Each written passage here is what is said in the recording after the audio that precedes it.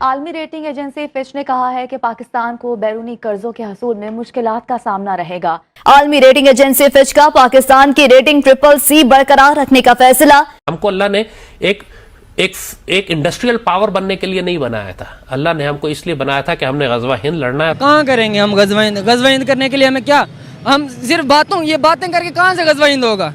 जब हमारा मुल्क की तरक्की नहीं करेगा, हमारे मुल्क में पैसा ही नहीं आएगा, तो खाने जहाँ लोग भूखे मर रहे और कह रहे हैं कि हम गजवा हिंद करेंगे, तो कहाँ से इनसे कहेंगे करेंगे। ये इनको रोटी चाहिए, एक दिन की इनको रोटी नहीं मिलती है, गजवा हिंद करेंगे। अल्लाह ने इस्लामिक न्यूक्लियर पावर किसको बनाया, आपको क्यों बनाया? तो एटम है ना आपके पास, हमें जलील मत करे, हम पर गिरा दे।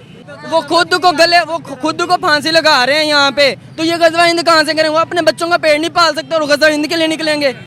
हम आवाम इतने कमजोर भिखारी हैं कि एक तरफ यार आप सऊदी अरब से भीख लेते हो, आप उनसे पैसे लेते हो, फिर पैसे लेने के बाद उनको गाली निकालते हो। यार आप लोग बहुत ही मतलब, लिखा तो नहीं है लेकिन वहाँ जाके मांगने के तो क्या पता। वही बात है ना, हम जैसे लोग ही जाके वहाँ पर बैठते हैं ना दरिया बिछा के। पाकिस्तान बना क्यों? लंदन में भी हमारे काफी ज्यादा हजारों की तादाद में भिखारी पकड़े गए हैं। लंदन की हुकूमत ने अपनी पॉलिसीज चेंज की हैं और बोला है कि कोई पाकिस्तानी हमें लंदन में नजर ना आए। अगर कोई आना भी चाहे तो उसके पास 25,000 पाउंड होने चाहिए और 25,000 पाउंड ही महीने का कमाता हो, तभी उसको आने दिया जाएगा, वरना no entry of Pakistani in London. क्या कहूं यार, इतना कमजोर कोई हो सकता है? आप यूएई जाते हो, उनसे पैसे मांगते हो, हर मुल्क से मांगते हो। सिर्फ ये नहीं, अब ये क्या क्लिप चलाते हैं साथ में शहबाज शरीफ साहब की फोटो लगा के क्लिप चलाते हैं। भाई शहबाज शरीफ साहब ने तो पहली दफा फेवर नहीं मांगा ना, इमरान खान क्या उनको देकर आता था पैसे? वो भी मांग के ही आता था यार। और मांगने के बाद फिर उनको बुरा भला कह रहे हो, कौन से को फाते हो? उनके फाते तो नहीं हो कि उनको उनकी सारी दौलत के आप मालिक बन जाओ। तो थोड़ा अपनी कौम को भी मैं चाहूँगा कि यार थोड़ी आप शर्म अपने अंदर पैदा करें, थोड़ी हया पैदा करें, कुछ अपने अंदर ज़र्फ लेकर आएँ।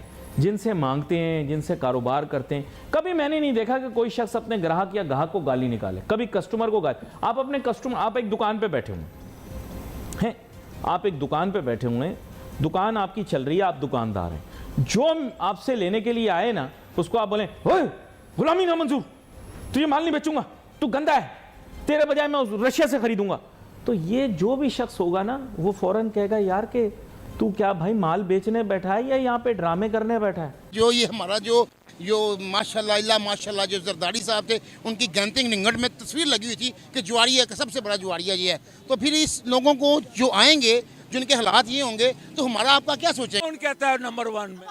चोरी में नंबर 1 पे है। कौन कहता है नंबर 1 है? चोरी में नंबर 1 पे है। नहीं, एटमी तमक अपनी जगह पे, चोरी में नंबर 1 पे है। चोरी में नंबर 1 पे, फ्रॉड में नंबर 1 पे है। कौन कहता है नंबर 1 पे है? उसका नाम बताओ मुझे, कौन कहता है? बताओ, आप पढ़ी लिखी हैं, बताओ कौन कहता है? चोर है। कौन कहता है? नाम बताओ आप मुझे, कौन कहता है नंबर? हम पर बैन लगता है, फर्क सिर्फ इसलिए है, फर्क ये है कि हम मुसलमानों की और कुफार की जंग शुरू से चलती आ रही है। आपकी जंग चाइना के साथ नहीं है, फिर क्या मुझे बताएं? चाइना के साथ है, चाइना के साथ भी है। क्या है? पैसे आते हैं, हैं? पैसे आते हैं। असल में ये फ़र्क है, इंडिया ने अपने मुल्क में एक तालीम का मेयार बनाया है। इधर 75% के 80% लोग तालीम से वाबस्ता नहीं हैं। उन्होंने तालीम को हर शोबे में इंग्लिश को एक्सेप्ट किया। उधर रेहड़ी बेचने वाला भी आपसे ऐसी इंग्लिश बोलेगा जैसे आप नहीं बोल सकती, मैं नहीं बोल सकता। ऐसे उन्होंने तालीम को फ़रोग दिया, हर चीज़ को उन्होंने अपने आप को खड़ा करके दिखाया। इन्होंने खड़ा करके दिखाया बेईमानी में, पैसे में, हेरा फेरी करने में, कमिश्नें लेने में, और कुछ नहीं किया। भारतीय अपने पाँव पे खड़े हुए हैं। आप देखें बम्बे में बस चलती है ना, औरतों के लिए टिकट नहीं है।